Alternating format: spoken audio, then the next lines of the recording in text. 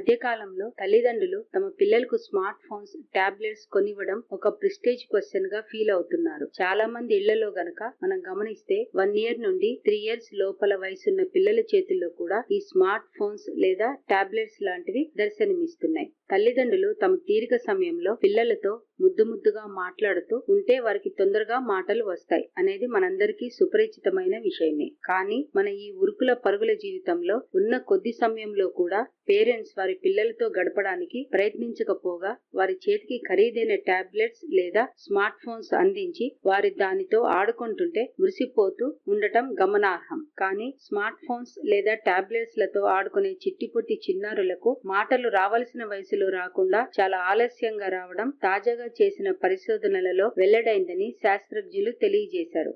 అమెరికాలోని టొరంటోలో దాదాపు 900 మంది చిన్నపిల్లలపై 3 నుండి 4 సంవత్సరముల వరకు పరిశోధనలు నిర్వహించినట్లు the Hospital for Sick Kids శాస్త్రవేత్త క్యాథరిన్ బిర్కెన్ తెలియజేశారు. ఈ పరిశోధన కొరకు ఎంపిక చేసిన చిన్నారులలో 8 నెలల పసికందులను మొదలుకొని 2 ఏళ్ల వయసున్న చిన్నారులు ఉన్నట్లు తెలిపారు. పిల్లలకు స్మార్ట్ ఫోన్స్, టాబ్లెట్స్ లాంటి ఎలక్ట్రానిక్ పరికరాలు ఇవ్వడం వలన వారు వాటితో ఆడుకోవడంలో మునిగిపోతూ ఉండటంతో మాటలు నేర్చుకోవడం ఆలస్యం అవుతున్నదని అన్నారు. రోజులో కనీసం అరగంట పాటు ఈ పరికరాలతో గడిపే చిన్నారులు ఈ మాటలు రాకుండా ఉండే ప్రమాదాన్ని ఎదుర్కొంటున్నారని పరిశోధనలో తేలింది.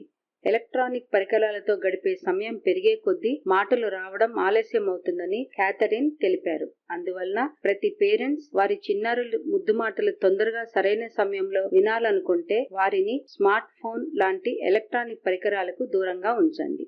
ఇలాంటి విషయాలు ఇంకా తెలుసుకోవాలనుకుంటే తెలుగు టాబ్లెట్స్ ఛానల్ కి సబ్స్క్రైబ్ చేయడం మర్చిపోవద్దు.